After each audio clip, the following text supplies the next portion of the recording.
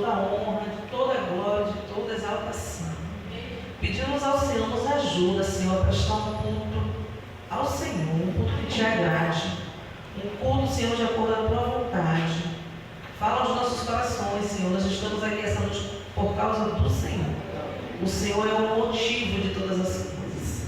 Fica conosco, Pai querido, precisamos da tua presença.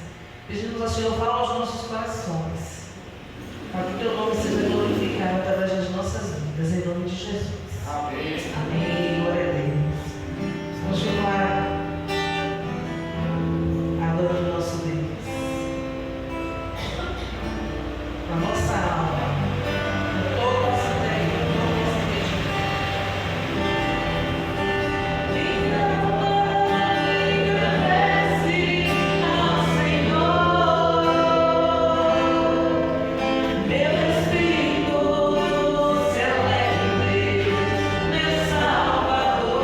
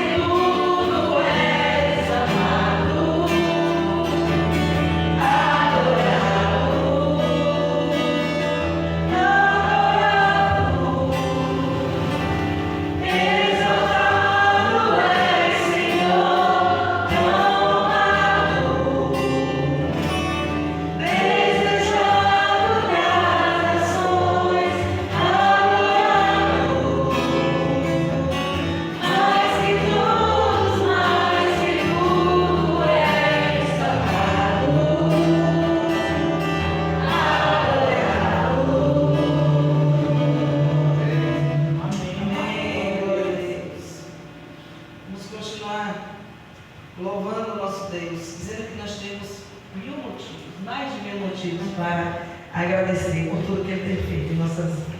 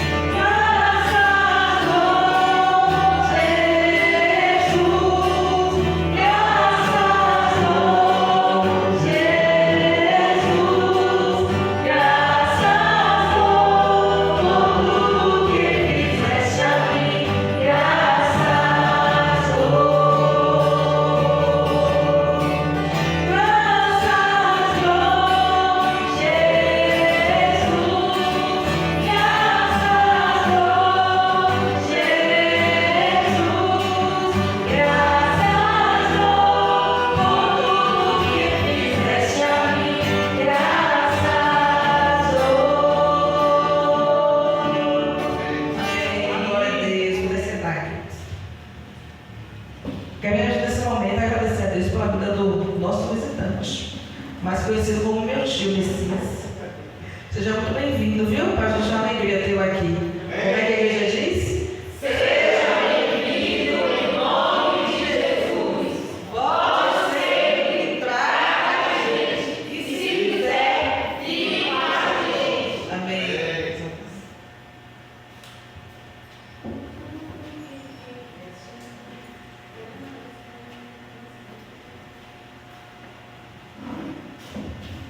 Graça e paz, irmãos. Mais uma vez, sejam todos bem-vindos à casa de Deus. Aqui é o melhor lugar que nós podemos estar. Passar alguns avisos e comunicar a nossa dinâmica, da nossa congregação. Dizer que quarta-feira estaremos aqui estudando sobre números e todos vocês são mais do que convidados a estar aqui aprendendo ainda mais desse estudo que será às 19 horas aqui na nossa congregação. Quarta-feira também é dia de culto e nós podemos sim cultuar o Senhor. Às 19 horas esperamos cada um de vocês. E na quinta-feira teremos um culto no lar, às 19h15. Será a próxima casa de Helena, né? Quinta-feira passada teve um culto no lar. A Laís vai falar um pouco mais lá na frente. E nessa quinta-feira, às 19h15, casa, vai ser na nossa vizinha lá, né? Que eu moro do lado de Linda. Então todos nós vamos estar lá cultuando o Senhor. Quinta-feira foi uma bênção e através dessa bênção foi solicitado esse convite para que nós possamos estar lá na casa dela e nós, como irmãos, podemos estar lá cultuando, glorificando e louvando ao nosso Deus. Quinta-feira, 19h15, culto no lar. E domingo estaremos aqui às 18h30. Convide mais um e traga mais um visitante para cultuar junto conosco aqui domingo, 18h30. E o tema da oração, assim como vai ser projetado, mudou. Deus vê você, vê sua vida, vê sua história, Ele te conhece. Nós vamos orar para esse tema sempre às 10 e às 8 horas da noite, 10 da manhã e às 8 horas da noite. Deus vê você, vê sua vida, vê sua história, Ele te conhece. E que nós possamos também meditar nesse tema de oração, que também é muito pessoal, que às vezes a gente pensa que Deus não nos vê nas dificuldades da vida, na luta, na batalha. No pior momento da nossa vida, a gente sempre pensa que Deus não está nos vendo. Porque quando a nossa vida está 100% a maravilha, nós estamos sabendo que Deus está cuidando, está provendo, né? O difícil é quando a dificuldade vem e nós temos que se agarrar nele, que Deus nos vê a sua vida, vê a sua história e Ele te conhece por inteiro. Que nós possamos estar orando por esse tema. E o versículo chave da semana está em Gênesis 16, do verso 13. Vamos ler todo mundo junto?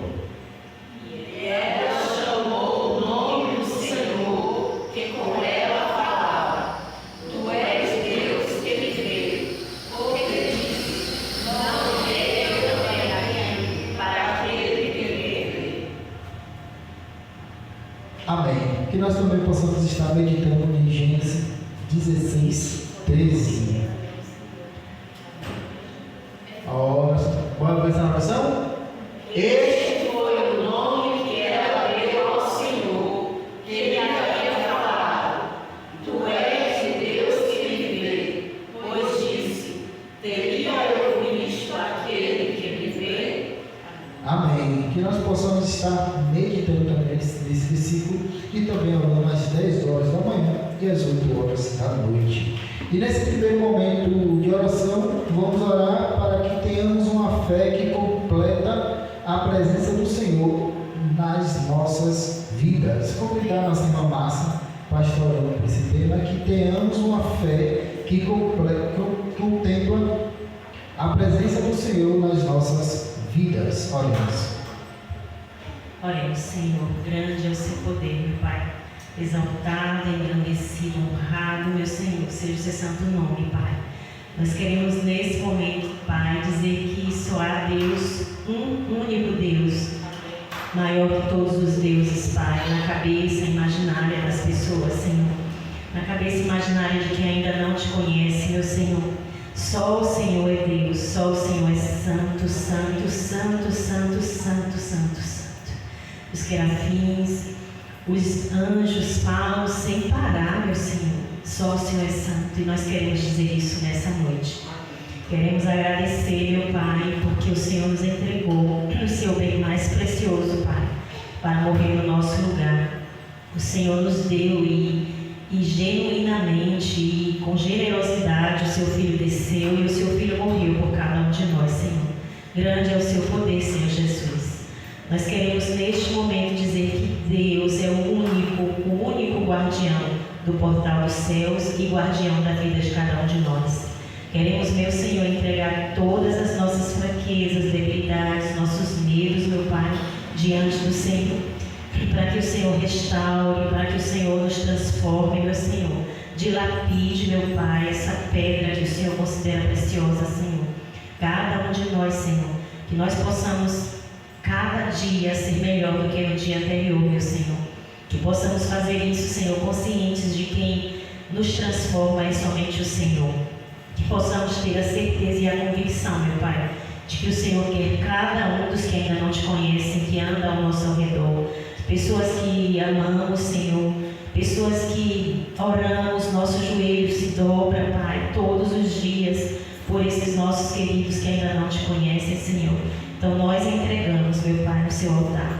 Entregamos também as pessoas que o Senhor nos dá todos os dias, Pai, que passam por nós e às vezes não entendemos por que vimos aquela pessoa.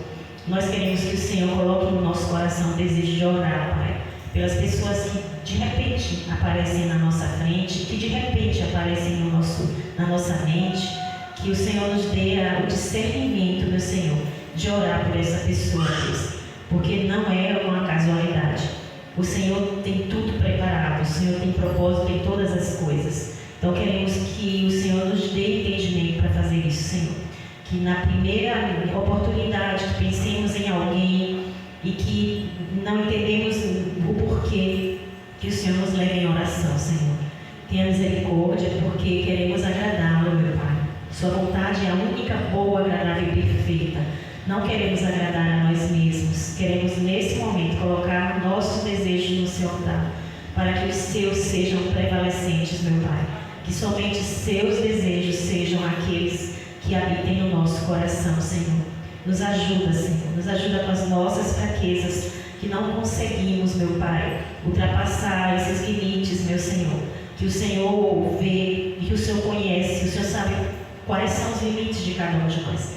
Então, que o Senhor nos dê comando, nos dê poder, meu Pai, para ultrapassá-lo, segurando na mão de Jesus. E é no nome dele que nós estamos orando nesse momento. Agradecidas, meu Pai, porque o Senhor nos ouve. No nome de Jesus. Amém.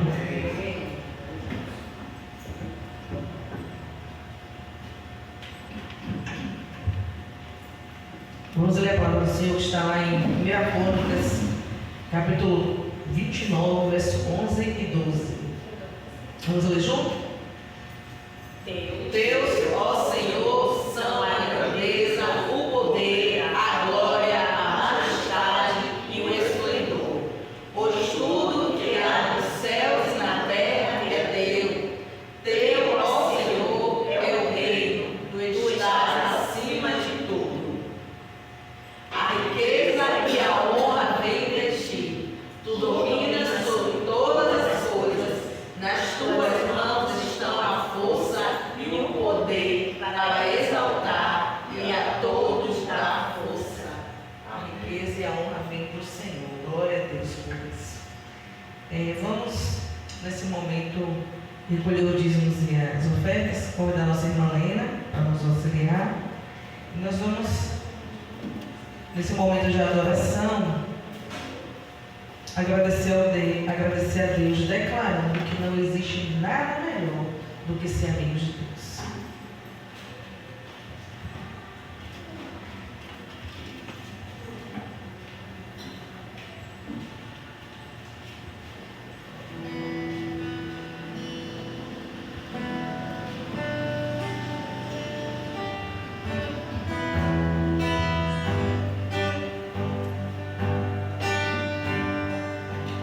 Não existe nada melhor.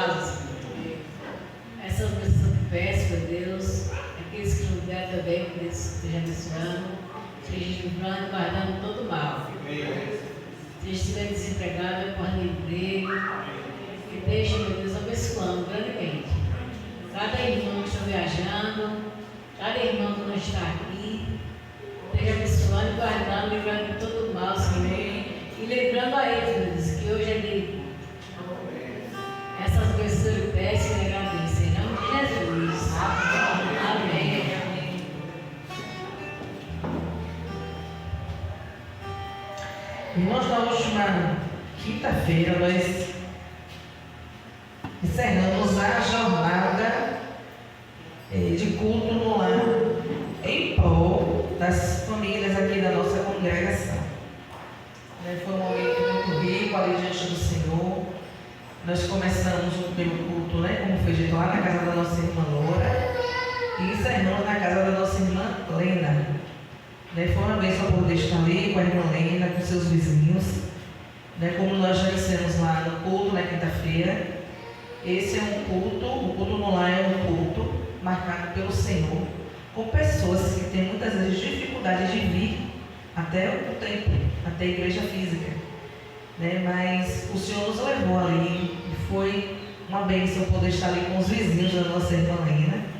Inclusive, Linda sentiu, uma das vizinhas da nossa irmã Lena, como o Mário já comentou aqui, o desejo de cultuar na casa dela. Então, para a gente é um privilégio poder, enquanto igreja, levar a boa palavra do Senhor. Amém? Quero agradecer a Deus também pelo tema de oração. Confesso que ainda não tinha visto esse mês de julho, inaugurando o mês de julho. Deus vê você, vê sua vida, vê sua história, Ele te conhece.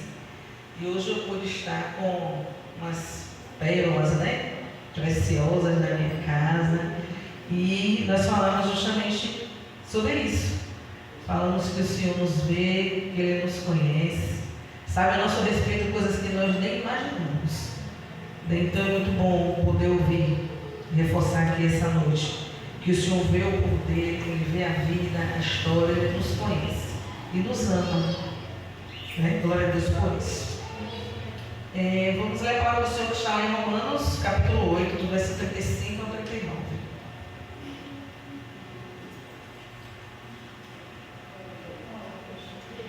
Quem nos separará do amor de Cristo? Será tribulação ou angústia, ou perseguição, ou fome, ou nudez, ou perigo, ou espada? Como está escrito, por amor de ti, enfrentamos a morte o dia inteiro. Somos considerados como ovelhas destinadas ao matadouro. Mas em todas essas coisas somos mais que vencedores por meio daquele que nos amou. Pois estou convencido de que nem a morte, nem a vida, nem os anjos, nem os demônios, nem o presente, nem o futuro, nem os poderes, nem a altura, nem a profundidade, nem ninguém em toda a criação será capaz de nos separar do amor de Deus que está em Cristo Jesus, nosso Senhor. Amém, glória a Deus. Vamos ficar de pé mais uma vez para louvarmos ao Senhor, com o coração cheio de gratidão, por saber que nada pode nos separar do amor de Deus. Nós vamos louvar agradecendo ao Senhor. E isso é possível por causa do sangue de Jesus que foi derramado na cruz. Então nós vamos orar, vamos louvar, fazer dessa canção a nossa oração de gratidão ao Senhor.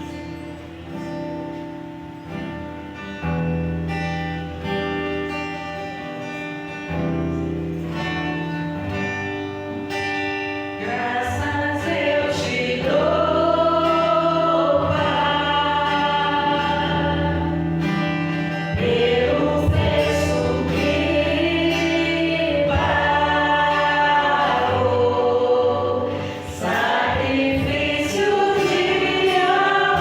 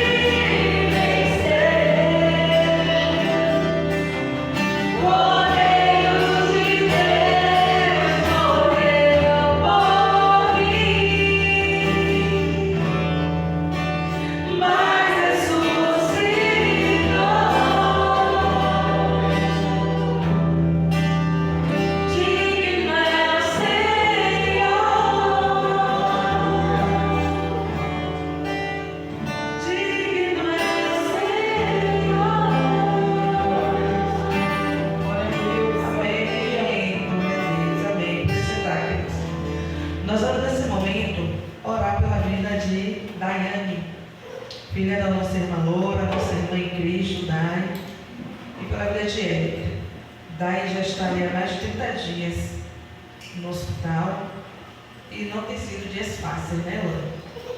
Então nós vamos orar, pedindo ao Senhor para dar direção a Laura sobre o que Laura fazer, dar paz no coração de Laura. Né? Laura é a mãe e tem autoridade sobre a vida de Dai, autoridade concedida pelo Senhor. Então nós vamos orar por isso, para que Deus abençoe a vida de Daiane, para que Deus dê forças aí a Laura, a Érica, que tem, né, já há muitos dias acompanhado Dai ali no hospital de base. Então nós vamos orar por isso, pela saúde de Dai, e vamos orar pelas crianças. E vamos também orar pelo Pacto Evangelístico, que é no mês de setembro, né? Então nós vamos orar por isso, tá bom? Pedir as crianças para vir aqui à frente, vem cá, a Elisa, a Marina, rapidinho, a Zaf.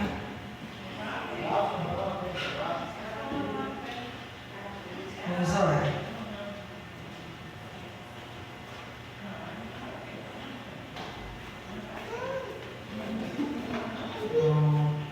Pega na mão dele, vamos orar, Zaf.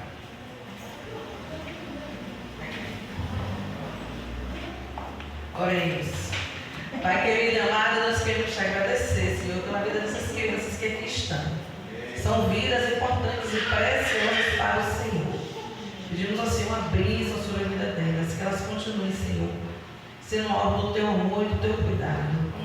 Nós te agradecemos pela vida das crianças que não estão aqui hoje, mas nós sabemos que o Senhor tem tudo preparado nas tuas mãos. É do nosso desejo fazer um pacto evangelístico ali do mês de setembro, para alcançar vidas do teu reino. Então pedimos ao Senhor que nos abençoe, que nos ajude, que nos oriente de como fazer, o lugar onde será feito, né? Que em tudo a gente possa sentir a direção, perceber a boa mão do Senhor. Pedimos também, Senhor, nesse momento levantamos um clamor pela vida de Dai, Pai. O Senhor tem estado ali, o Senhor sabe que não tem sido fácil Dai estar internada todos esses dias, Pai. Agradecemos ao Senhor pelo exame que ela já fez, mas agora tem uma necessidade de uma cirurgia, Senhor. Cirurgia essa que não tem data definida, e para Dai ter sido ali cirurgias difíceis. Ela tem desejo de vir para casa, voltar para a sua rotina, uma rotina que ela já tinha, né, muito bem organizada por Laura na sua casa, e ela tem sentido muita falta disso, Senhor. Então pedimos ao Senhor, abre as portas, Senhor. Direciona a tua serva, Laura, sobre o que fazer, Pai. Que em tudo ela possa sentir paz no coração. Né? Dá a ela vigor, disposição. Cuida da saúde de Laura, para ela poder cuidar de Dai, Senhor. Cuida também de Érica, da saúde de Érica. Ser com Érica, Senhor, em todas as áreas da vida dela. Né? Pedimos a bênção do Senhor sobre a vida dessa família, Pai. Nesse momento também, Senhor, nós queremos entregar nas tuas mãos a vida do teu servo, da irmã, Senhor. Pedindo ao Senhor que o Senhor o capacite, que ele possa hoje, Senhor, falar com a tua igreja aquilo que o Senhor quer falar. Né? Pedimos a direção ao Senhor sobre todas as coisas que acontecem aqui nesse lugar e sobre as nossas vidas. Assim nós oramos em nome de Jesus. Amém.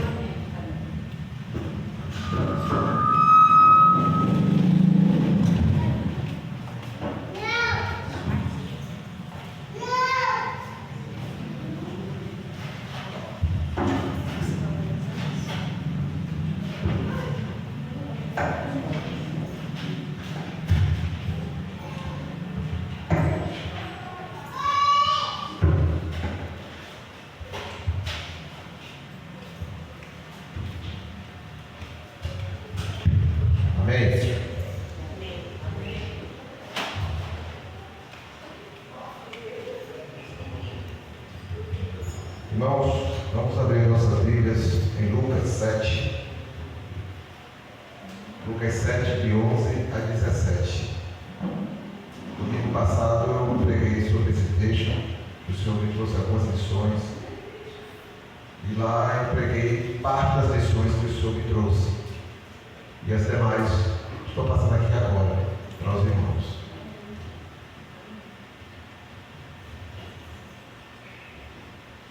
Eu disse ao pastor Geraldo que, acho que eu já falei até isso aqui também, a palavra que o Senhor trouxe para aquele lugar e para aquele dia, eu vou trazer, eu vou passar. Quem mandou foi o Senhor. A mensagem é maior do que o mensageiro, seja ele quem for. Amém, Senhor.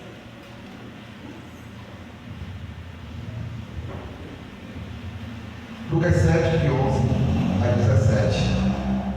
Logo depois, Jesus foi para uma cidade chamada Naim. Os seus discípulos e uma grande multidão foram com ele.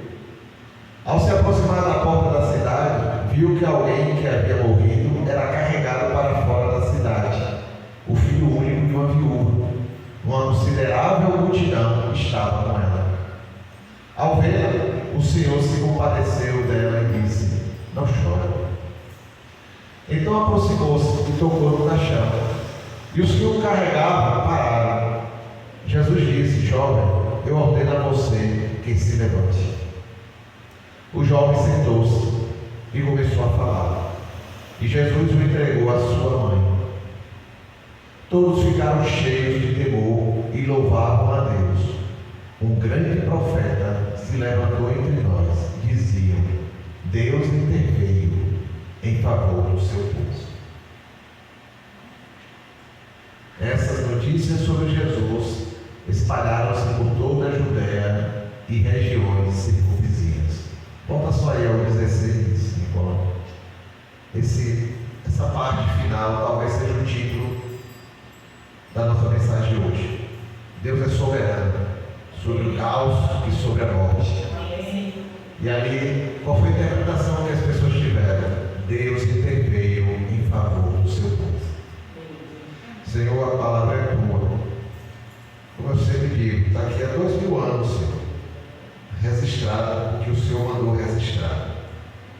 Lucas registrou esse trecho, essa história, o que o Senhor ordenou, para o nosso conhecimento, para a nossa edificação. Fala aos nossos corações nesse dia, Senhor, que eu possa transmitir aos meus irmãos e a todos que estão ouvindo, ouvirão essa gravação, aquilo que o Senhor trouxe, nem mais, nem menos. Edifica a tua igreja, eu te peço no nome de Jesus. Amém. Irmãos, vamos começar com uma pergunta. Você tem fé? Tem? GG tem. Você tem, Márcio? Você tem, Maísa? Tem fé? Tem, Malena? Tem fé? Todos nós temos fé. Agora, no que a gente coloca a nossa fé é a questão. Eita glória, fala Deus. Eu já viajei muito para Salvador, porque eu morei uns 4 anos lá, estava estudando e tal, até que eu retornei para Itabuna. E de vez em quando, GG, eu ia para Salvador de ônibus. E para ganhar tempo eu viajava à noite, tanto para vir como para ir. Como é que eu não tenho fé? Eu entrava no ônibus, pegava minha passagem, ia para minha poltrona, sentava, às vezes conseguia dormir, às vezes não, ficava sonolento. Mas eu confiava que o motorista estava pronto, eu tinha fé no motorista, que ele ia me levar em segurança até Salvador. Eu tinha fé que a empresa tratava bem o motorista. Ele não ia se revoltar no meio da cidade, da estrada, e ia fazer uma besteira. Eu tinha fé que a empresa cuidava bem do ônibus. Eu tinha fé que não tinha.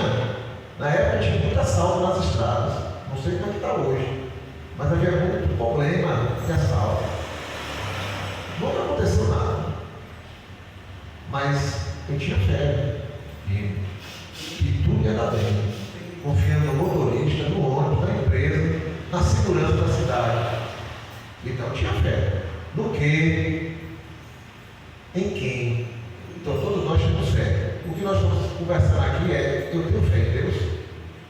Aí a gente agora desce para o nosso assunto, né? Você tem vivido pela fé em Deus?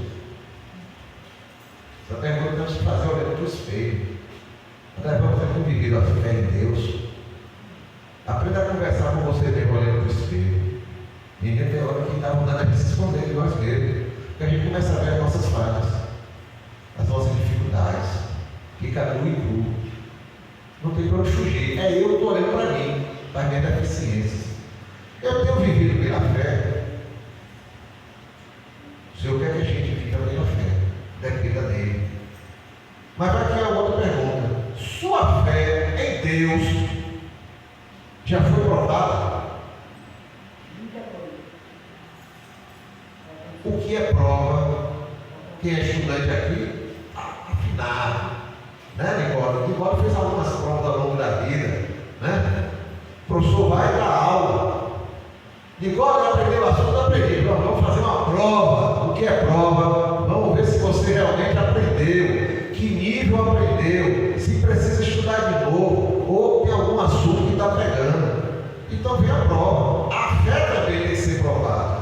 Senhor, aprendi tudo sobre paciência hoje. Aí Deus, tá bom, vou mandar umas provas aqui para testar sua paciência. Você não disse que aprendeu sobre paciência? Vamos testar sua paciência. E assim vai, qualquer assunto da vida. Qual é o objetivo da nossa fé ser provada? Por que objetivo Deus prova a nossa fé? Eu peguei só 3 motivos rapidinho. Tem vários. Revelar nossas intenções. Como assim? Não, eu tenho fé em Deus. Sim, mas Deus quer, através da prova, revelar qual é a intenção do meu coração, com essa fé que eu digo que eu tenho nele, ou naquela situação específica. Poxa, mas Deus já conhece o nosso coração, conhece. Mas Ele quer que a gente veja com os nossos olhos o que é que está no nosso coração de verdade, que Ele já sabe. Ele já sabe as intenções do nosso coração. Não, eu creio nisso, mas lá dentro do coração eu digo que creio naquilo porque eu quero atingir esse pecado. Eu quero alcançar o negócio de pecado. Não é aqui, mas eu preciso dizer que eu creio. Deixa eu ver. Então as intenções do nosso coração são reveladas. As intenções. E o que isso permite? Que diante do Senhor a gente peça que eu purifique o meu coração. Eu tenho ainda algumas coisas que precisam ser purificadas. O que é que o salmista aqui no Salmo 119? Sonda e vê se há algum caminho mau. Então, as provas revelam as intenções do nosso coração, e o nosso coração pode ser purificado. As provas geram paciência. Tiago fala isso, que a provação gera paciência. Eu aprendo a esperar. Eu aprendo a esperar. Eu aprendo que tem o momento certo. Eu aprendo que tenho que saber que a hora certa vai acontecer aqui. Eu aprendo a ter perseverança. O Senhor prometeu aquilo, ainda não aconteceu. Parece que não vai dar. Eu creio que o Senhor vai me dar. Não importa o que acontecer, Ele vai me dar. Vai acontecer. Ah, mas você crê que Jesus crê? Vou esperar, vou perseverar no meu Senhor, que Ele vai voltar, eu tenho que me buscar. Perseverança, eu vou perseverando. E isso traz maturidade espiritual. Isso traz maturidade espiritual. Eu aprendo a ter paciência, eu aprendo a ter perseverança no meio das provas, paciência no meio das provas. Isso traz maturidade espiritual. Já não é mais qualquer prova que me abala. A coisa vem. Antigamente eu me desesperava. Agora a coisa vem e eu confio que o Senhor está comigo. O Senhor está me dirigindo. O Senhor está me guardando. Olha, mas está chovendo canivete. Mas o guarda-chuva que o Senhor me deu é a própria de canivete. As provas também ajudam a produzir uma vida autêntica. As provas fazem a gente gerar uma vida autêntica do Senhor em nossas vidas. Aquilo que o chover é pingo mesmo. Não é uma personagem que está vivendo aqui. Porque as provas vão fazendo ela purificando o coração dela, vai fazendo ela ter paciência, vai fazendo ela aprender com o Senhor, aí ela enfrentar as dificuldades dela, e quando você vê, você tem maturidade espiritual. Por quê? Você agora vive os princípios e os valores do reino de Deus. Como a gente cantou, nada vai me afastar do amor de Deus. Isso é cantado de verdade por quem está experimentando uma maturidade no Senhor. Nada me afastará do amor do Senhor. Nada me afastará de Jesus. E como é que a fé pode ser provada? Crises. Que tipo de crise? Desastres. 3, 4 anos atrás, a gente passava passavam aqui as enchentes, né, daquela época.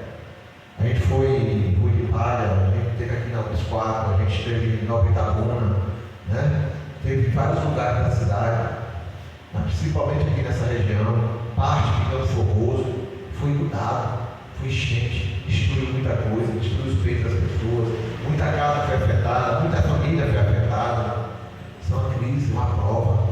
Como é que eu reajo a isso? Mas se eu logo desemprego, quem planeja ficar desempregado? Quem planeja estar num ambiente de guerra? A gente não vê país invadindo o Brasil, mas aí fora tem muitos lugares que é hábito. A África a gente não cita muito, mas a África é guerra, vários países estão em guerras. Ou guerra interna, uma parte do país contra outra parte do país. Ou guerra do crime, contra uma facção contra a outra, e a gente no meio, sem saber para onde fica. Então, as crises testam a nossa fé. Como é que eu vou viver pela fé com isso? Perdas, né? A gente vinha conversando na vinda, as mortes de um parente, de um familiar, de uma pessoa querida, de um amigo, de uma amiga, de um vizinho, né? De um irmão. Como é que lidamos com isso? Como é que lidamos com prejuízos inesperados? Eu conheci pessoas que tinham seus negócios de vento em popa. Veio a pandemia, a pessoa foi para a falência. Está tudo certo. De repente, da noite para o dia, perdeu tudo. Como lidamos com isso? As incertezas provam a nossa fé. Quando vai acontecer isso com você? Quando vai acontecer? Quem vai falar do Evangelho para meu filho onde ele está? São provas. Como vai acontecer? Senhor, não vejo forma de acontecer, porque aqui está fechado, na frente tem o mar, Senhor, e o exército do Egito vem atrás, Senhor. Prova. Então o Senhor sabe como é que vai acontecer. Será que vai acontecer? São provas, né? As incertezas que vêm dentro do nosso coração. Nós somos humanos. De vez em quando é aquele vento da incerteza. Como é que eu deixo? Eu deixo esse vento levar meu barco? Ou eu seguro ele para aqui? Você não vê nada. Sofrimentos emocionais. Nós sofremos emocionalmente. O problema é quando a gente deixa que esse sofrimento nos domine. Mas o sofrimento vem porque nós somos atingidos, somos abalados. Mas como é que eu reajo? Pela fé ou sem a fé? Né? Traumas. Quantas pessoas foram marcadas por traumas na vida e vão carregar esses traumas para o resto da vida? Né? Como é que lida com isso? Doenças. Como lidar com doenças? São tudo provas que podem acontecer da nossa fé, nas nossas vidas. E quando o mundo desmorona, que mundo levanta? O nosso mundo. A gente faz tudo bonitinho. Meu emprego bonitinho, minha casa bonitinha, minha família bonitinha, meu salário bonitinho, meus amigos bonitinhos, minha igreja bonitinha. De repente acontece alguma coisa que abala tudo. Como é que eu reajo a isso? A um desmoronamento.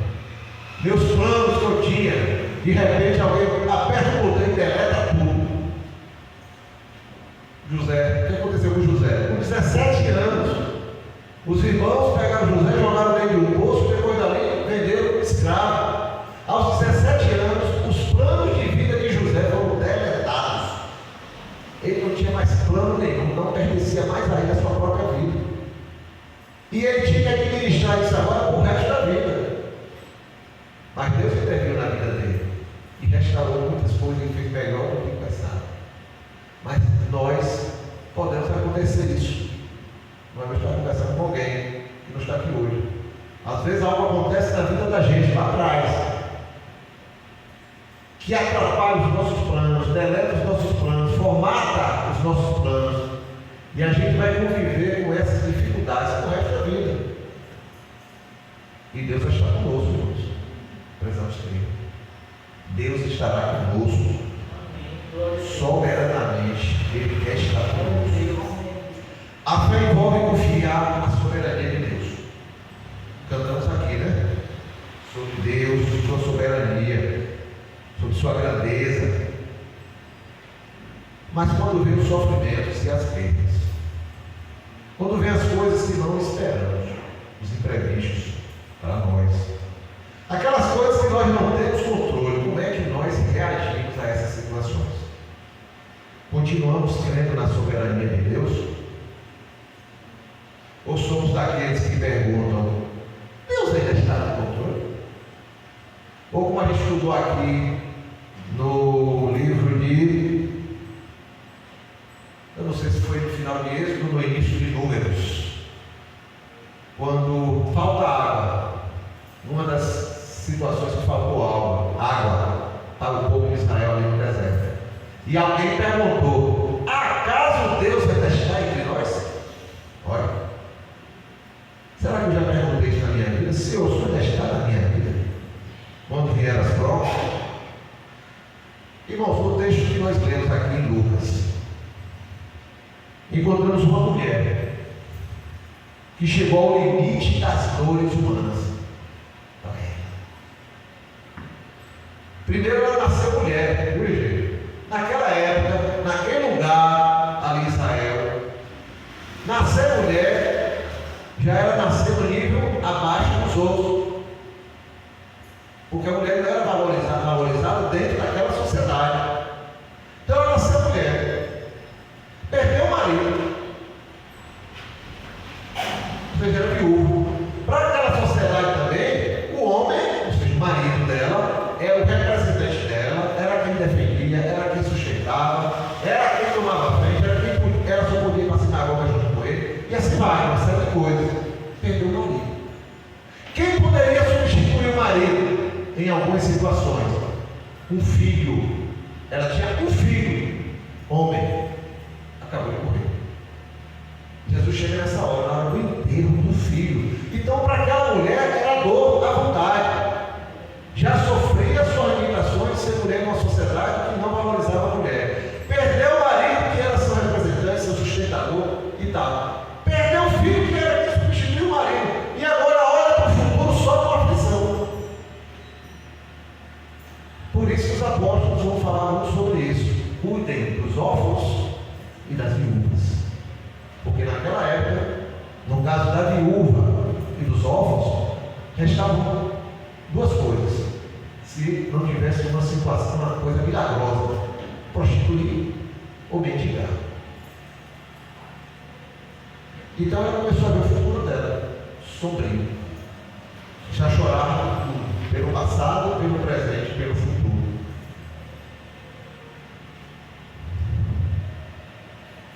Irmãos, o relato dessa passagem de Jesus por Naim, cidade de Naim, tem várias lições. Uma delas que eu quero conversar com os irmãos hoje é mostrar a soberania de Deus. A soberania de Deus não é uma ideia, não é um conceito, não é uma filosofia, não é ilusão, não é utopia. É verdade. Eu preciso crer na soberania de Deus. E dentro da sua soberania, eu quero dizer aqui a cada um de vocês, a cada um que vai ouvir essa mensagem: Deus te criou. Você não surgiu aleatoriamente aqui. Você não caiu de paraquedas aqui nesse mundo. Deus te criou. Deus te projetou. Deus projetou a tua personalidade. Deus conhece o teu nome. Deus sabe da tua realidade. Deus sabe das tuas necessidades. Deus sabe quem é você. Ele te vê. Glória a Deus. Ele te vê. O texto que ficou aqui para o tema dessa semana, o tema é do mês, mas o versículo é da semana. Qual é o versículo ali? Agar estava fugindo da sua senhora Sarai, fugindo e entrou pelo deserto. Achou que estava indo sozinha, desesperada. Mas Deus vai ao encontro dela. O que está fazendo aqui ela? E ali conversou com ela, e socorreu, e mandou ela voltar. Aí ela disse: Ele é o Deus que me vê. esperava que naquela situação ela era egípcia. Deus criou ela. E Deus criou. Vamos pegar 3 pontos. Primeiro ponto: a soberania de Deus age na agenda dele. A soberania de Deus age na agenda de Deus. Jesus chegava na ilha. A gente viu aqui. Quem era na ilha? Era uma cidade. Que cidade? Uma cidade pequena. Onde ficava? A gente ouve falar muito sobre Nazaré, porque foi em Nazaré que Jesus cresceu até começar seu ministério. Começou seu ministério e foi para Cafarnaum. Cafarnaum é na beirada, na margem do mar da Galileia, que na verdade é um grande lago. Naim ficava nas proximidades. O que está por aqui é próximo do mar, mas não é no litoral. Então Naim ficava um pouco distante, 10, 12 quilômetros de Nazaré, que também não era no mar, não era na margem. Então Naim estava na região da Galileia. Galileia ficava no norte de Israel.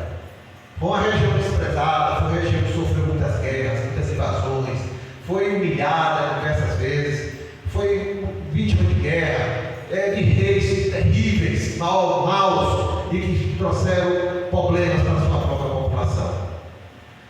Então, a região norte sofreu muito e era desvalorizada, porque também houve uma mistura de outros povos que foram trazidos pelos assírios.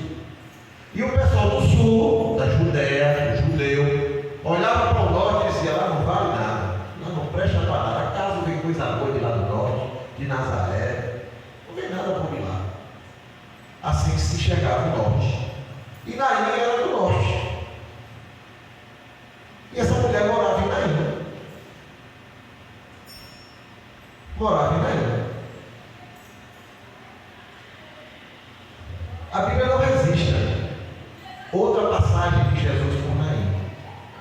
Foi a única vez que ele foi em Naim. Então a gente vê que Naim não possuía nenhum atrativo massa para alguém ir lá. Se eu fosse fazer um planejamento para fazer um trabalho em Israel, Naim não entrava, viu, Nicolau? Naim não entraria.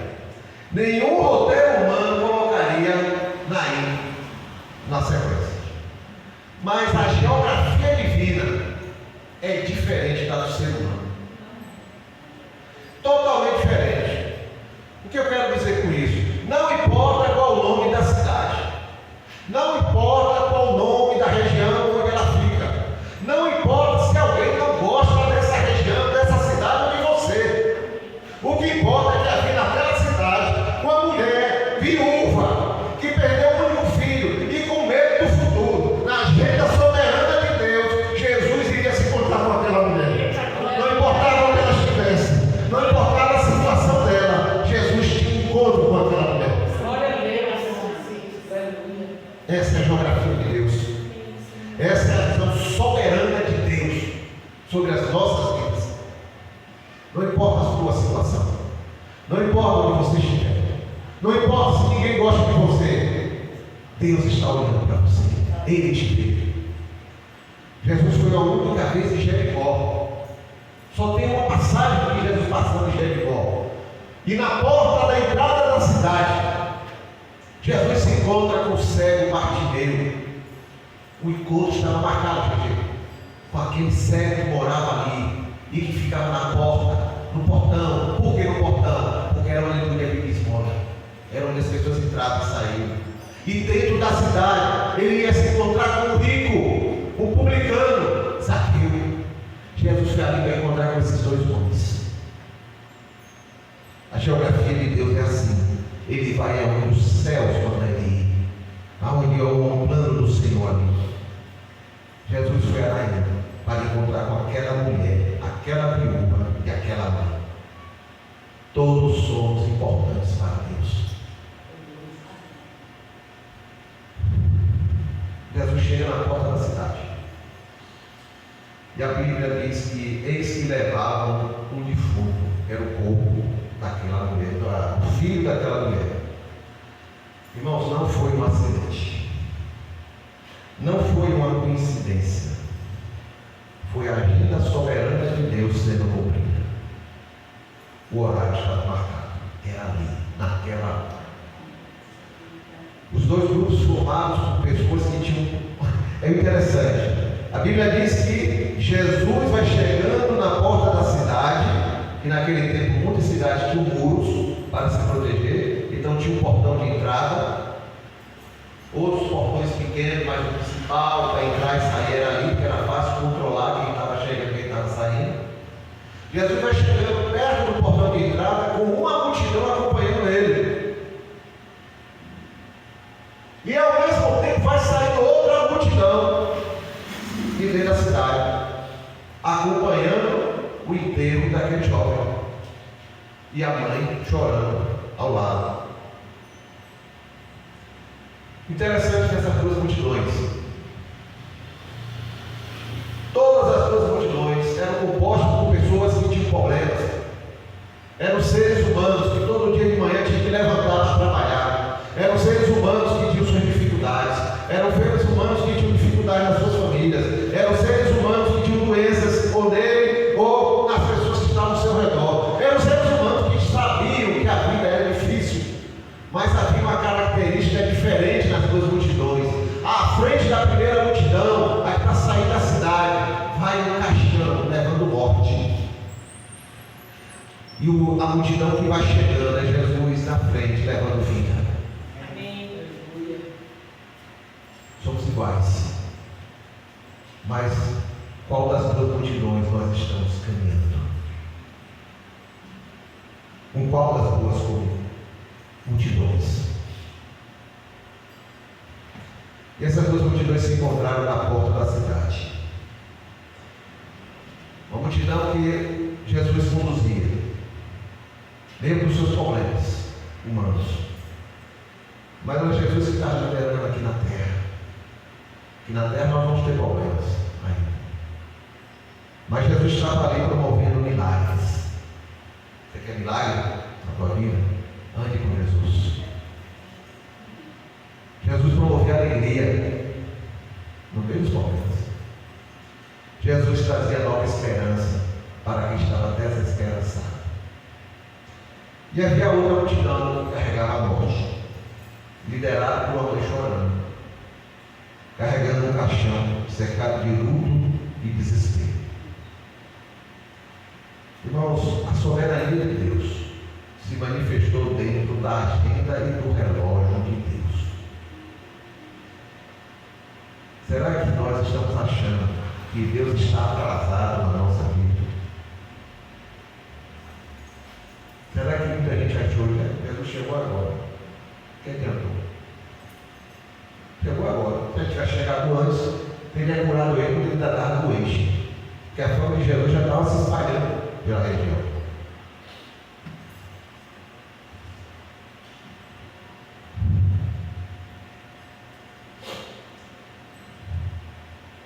Será que nós achamos que Jesus está indiferente ao meu problema? Mas Senhor, o Senhor está abençoando um bocado de gente. E eu estou de fora da tua lista. Será que Deus me enxerga? Puxa, tanto problema que o Senhor Deus resolvendo os outros.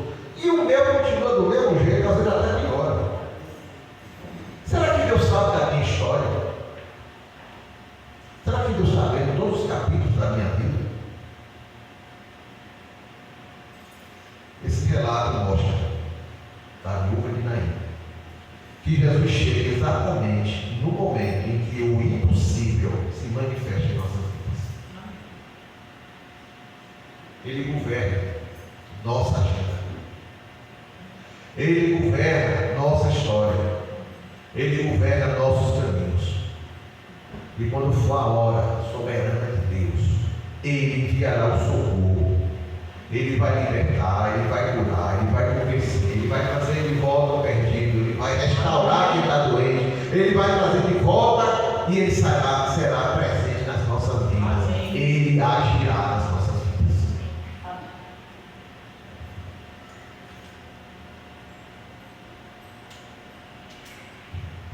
Segundo ponto, a graça manifesta a soberania divina.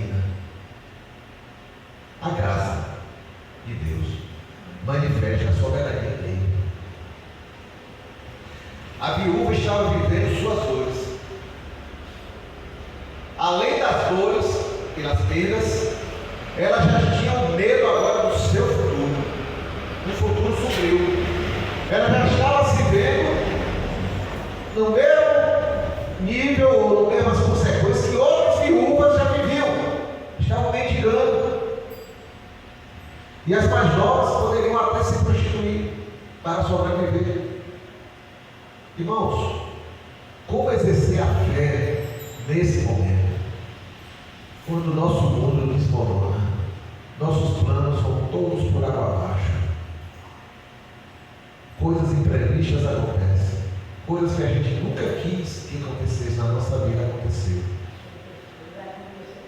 Será que essa viúva teria fé para pedir um milagre a Jesus?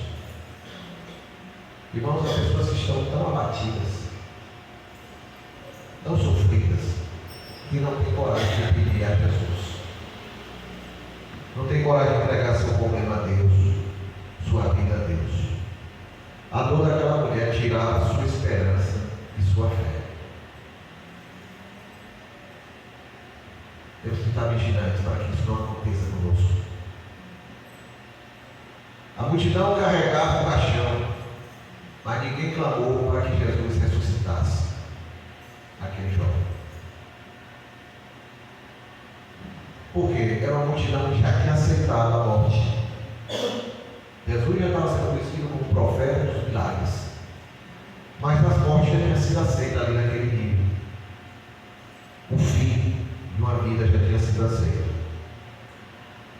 A multidão já estava acostumada com a falta de esperança. Choravam pela viúva, choravam porque ela perdeu o marido, choravam porque ela perdeu o filho, choravam pelo seu futuro, mas não pediam uma nova esperança para ela. A multidão estava conformada com o caos e com a destruição. Era uma família destruída, vidas destruídas. Era uma multidão de pessoas que não reagia. Estava conformada, rendida aos problemas.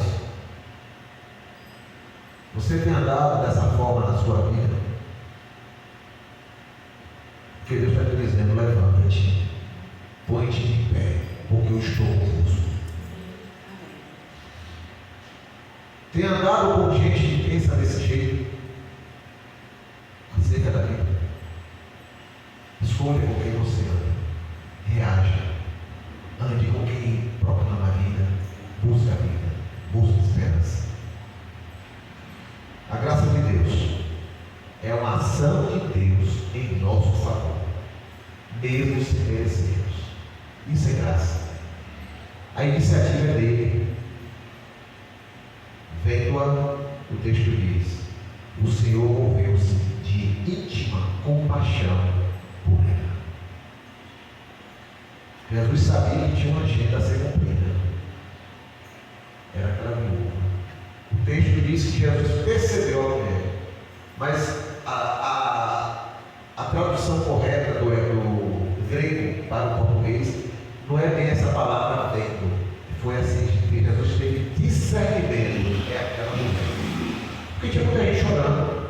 Naquele tempo era assim, muita gente chorava, era até pago para chorar. Mas Jesus, quando viu que é ela, e se aproximou dela, e se moveu de íntima compaixão. Aprendemos uma coisa muito importante. Deus age na soberania dele, com base em quem ele é. Ele é Deus, nosso Criador. Como Criador, ele conhece todos nós, porque foi ele que nos criou. Ele é Deus, então ele tem todo o poder, está com ele. Ele é o nosso Salvador, é ele que nos salva, nos resgata e nos liberta, porque nós não temos capacidade por nós mesmos. Ele é o nosso Senhor, porque se eu deixar eu mandar em mim, só vai dar problema. Então ele precisa comandar a minha vida. A soberania de Deus não age apenas, irmãos, por causa das nossas reações, ou se é por Deus ajudar mais, porque mais está chorando muito. Não é assim que funciona a soberania de Deus. Deus olha o nosso coração, Deus olha a sua agenda divina, Deus olha as nossas necessidades reais. Então Deus não vai só conceder, só porque eu pedi. Deus está olhando o conjunto da minha vida e seu propósito na minha vida. Ele olha para as nossas vidas. O Senhor vê nossa miséria humana, vê nossa miséria espiritual e toma a iniciativa de intervir nas nossas vidas. Como assim, André? Vamos relembrar algumas coisas que Deus já fez em nossas vidas, que foi iniciativa dele. Não foste vós que me escolhestes, mas eu escolhi a vós. João 15:16. Ele nos deu vida quando estávamos nós mortos em nossos delitos e pecados. Efésios 2:1. Nós estávamos mortos, andando nesse mundo mortos, mas Ele nos deu vida. Ele veio buscar e salvar o que se havia perdido. Eu e você não tínhamos condição de achar o caminho de volta para o Senhor, mas em Lucas 19:10 ele diz: eu vim buscar e salvar o que se havia perdido. Ele tomou sobre si, sobre ele, na cruz, nossas dores e enfermidades. Ele tomou, iniciativa dele. Isaías 53:4. Sou eu quem apago tuas transgressões e não me lembro mais daquilo que eu já paguei. Isaías 43:25. Ele toma a iniciativa. Sou eu quem eu mesmo apacentarei as minhas ovelhas e as farei repousar. Ele é o nosso pastor. Ele tomou a iniciativa. Ezequiel 34:15. O que é que ele disse? O eu pastoreio dele. A ovelha perdida eu buscarei. A desgarrada eu trarei de volta. A quebrada eu restaurarei. A enferma eu curarei. Ezequiel 34:16. Tudo iniciativa do Senhor. Eu sou o bom pastor. O bom pastor da sua vida pelas ovelhas. E Ele deu a sua vida por nós. João 10:11. E Ele disse, para não ficarmos aqui a noite toda, eu teria muitos versículos para falar. Eu voltarei. Eu estou indo, mas voltarei. Para que onde eu estiver, vocês estejam comigo. Aleluia.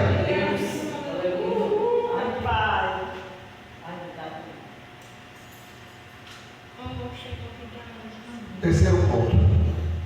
A soberania de Deus governa a vida e a morte. A soberania de Deus governa a vida e a morte. Quando Jesus se aproximou daquela multidão que ia sair, se aproximou do caixão, disse àquela viúva: não chores. Jesus tocou no caixão. A Bíblia diz que ele tocou. Porque Lucas botou esse detalhe de que ele tocou? Porque Jesus poderia ter se aproximado e dito: jovem, levanta-te. Mas Jesus estava ali como Senhor soberano. O que é que ele fez? Ele tocou em leis religiosas. Qual era a lei religiosa? Na época, gente, quem tocasse no caixão ou no defunto se tornava impuro. Era declarado: você está impuro, você tem que ficar fora da cidade, tem um ritual para se fazer e você não pode estar no meio das pessoas. E Jesus tocou no caixão.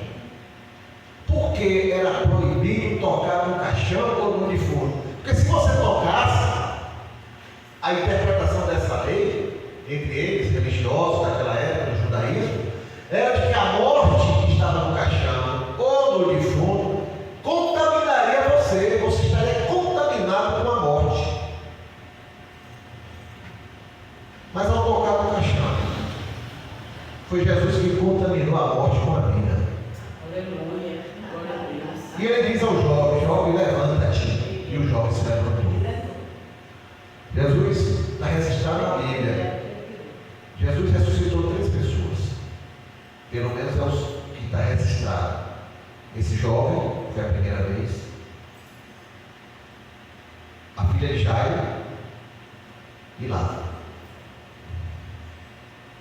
Então Jesus soberanamente soberanamente deu uma ordem ao cadáver: jovem, eu te digo, levanta-te. E ao ouvir a voz de Jesus, a morte soltou aquele jovem e ele voltou a ter vida. Confie na ação soberana de Deus. Não há morte que Deus não dê vida.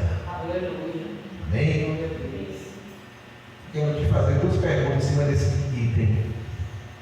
A religião, ou sua visão religiosa, tem impedido você de receber a vida de Jesus?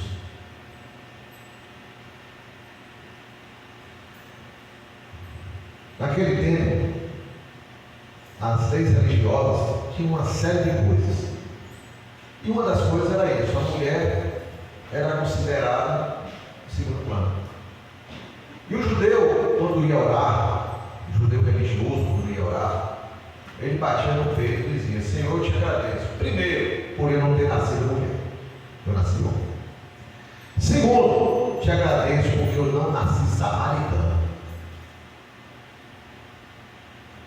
É uma guerra terrível, judeu e samaritano.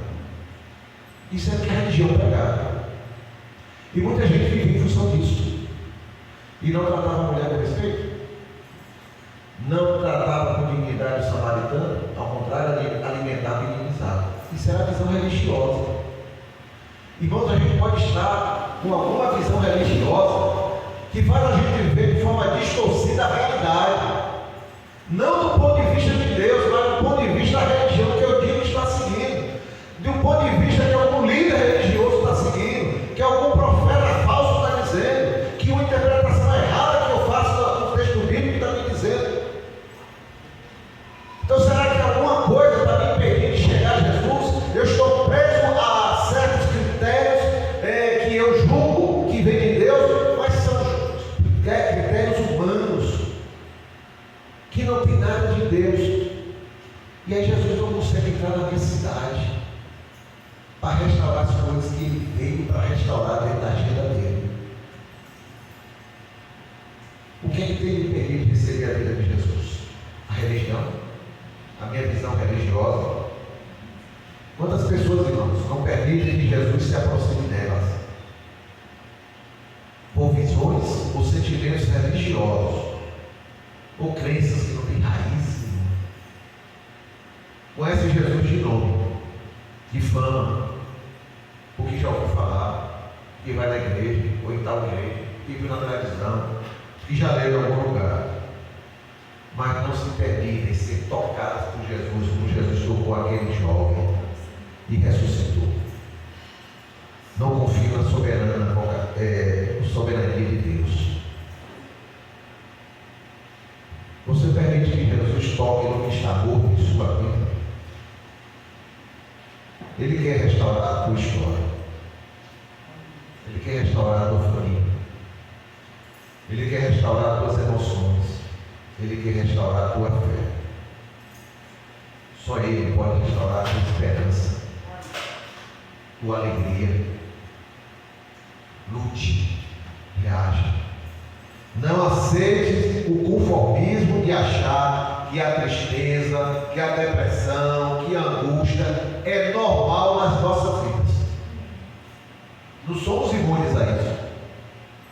Mas quando ela chega, vamos deixar que a vida de Jesus toque nessas coisas e transforme a nossa vida em alegria. Amém. Isso não nos domine. Jesus nos dá um novo ânimo. Ele nos dá uma nova esperança. Ele nos dá uma nova vida. Confie nisso. Encerrando. O texto diz no final que o povo glorificou a Deus. O que foi que disse no texto? Deus visitou o seu povo. Não é isso que está lá? Eles reconheceram que Jesus não chegou ali. Um grande profeta se levantou. Isso significava o quê? Deus visitou o seu povo. Para aquela época significava o quê? Que Jesus era o Emmanuel. O que é Emmanuel? Deus conosco. Jesus presente no meio das pessoas, andando no meio das pessoas, vivendo junto com elas a sua realidade. Era o Deus conosco na forma de Jesus. Jesus quer visitar você. Jesus quer visitar sua família. Jesus quer visitar sua casa. Jesus quer entrar na sua agenda. Jesus quer entrar no seu trabalho, lá onde você trabalha. Jesus quer entrar na sua história e tocar naquilo que está morto lá dentro. Permita que Ele toque. Não coloque a mão onde o Senhor está colocando a espada. Não se ponha na frente do portão. Jesus quer entrar na tua cidade. Se você tiver que se afastar, deixe Ele passar. O que vai acontecer depois, Senhor? Deixe com Ele. Ele é soberano. Mas o que vai acontecer depois que eu fizer isso? Deixe o controle da soberania de Deus. Tudo pertence a Ele. Ele sabe melhor do que a gente qualquer coisa. O relato da história da viúva de Naim nos mostra que a soberania de Deus, a soberania de Deus, que a gente canta tanto, ela não é indiferente às nossas vidas. Deus, na sua soberania, no seu alto trono, no seu alto poder, está olhando individualmente para cada um de nós. Todos nós, individualmente, somos importantes para Deus.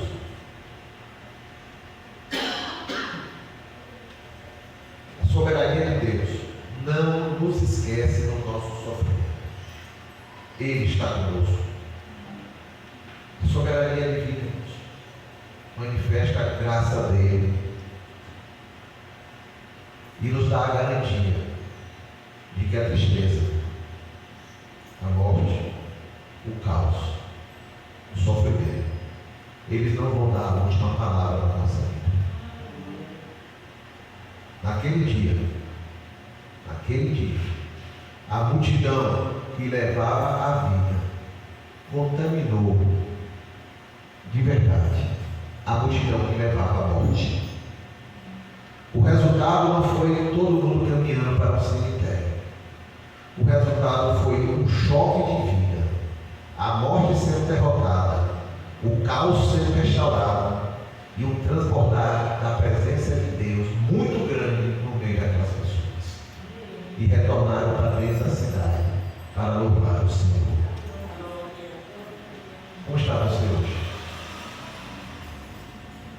Jesus está na porta da tua cidade, na porta da tua vida, na porta da tua história, na porta da tua família, da tua vida, das tuas emoções, do seu casamento. Ele quer entrar com a vida verdadeira, vida e vida verdadeira. Ele pode, com a sua soberania, o seu poder soberano, restaurar o que está morto em sua vida, na sua história, no meio dos seus familiares. E a palavra de hoje é essa: confie nele e confie no poder da sua palavra. Amém? Amém? Amém. Que o nome do Senhor nos abençoe. Amém. Vamos orar. Eu vou pedir a Zelma que faça essa oração. Em nome de Jesus.